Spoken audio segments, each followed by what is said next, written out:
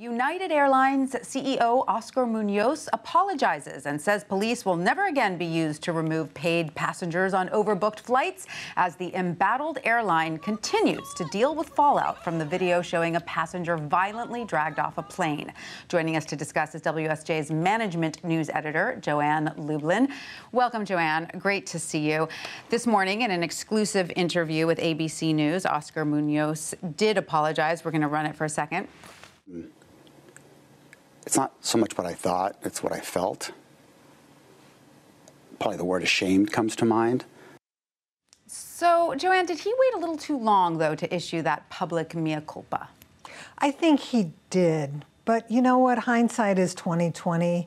You know, when he first came out with sort of a limp apology on Monday and then sent out an email to his employees accusing this passenger of being belligerent, I think he was looking at the situation both through the eyes of his employees as well as this paying customer.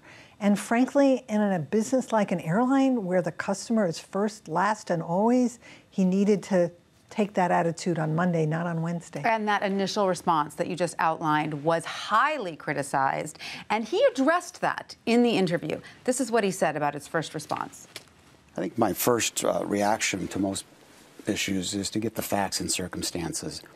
And my initial words fell short of truly expressing what we were feeling.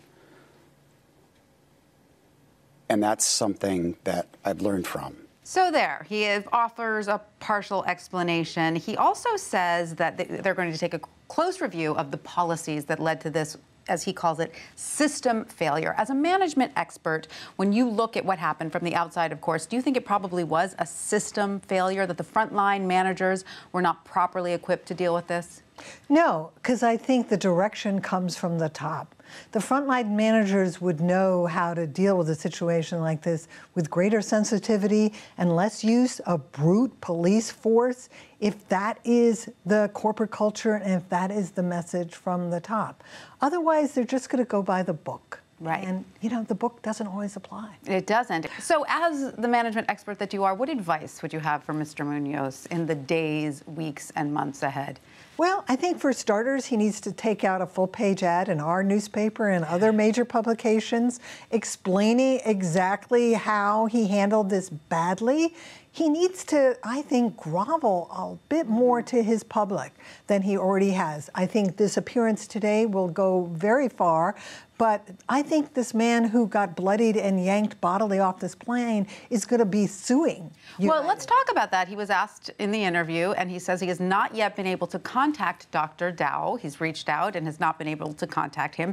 How important do you think the airline and Mr. Munoz's handling of Dr. Dow going forward will be? I think it's critical. And rather than reach out to the man's lawyer, I think Mr. Munoz should go show up at the guy's hospital bed. I mean, Mr. Munoz himself has been in a hospital a lot over the last year and a half, had a heart attack within a few weeks of becoming CEO, and several months later had his heart replaced. And hopefully the new heart he got is big enough that he can swallow his pride and go visit this doctor in the hospital. Thank you so much for that. No question, United and Oscar Munoz have a big uphill climb ahead of them. Thank you so much for that. You're welcome.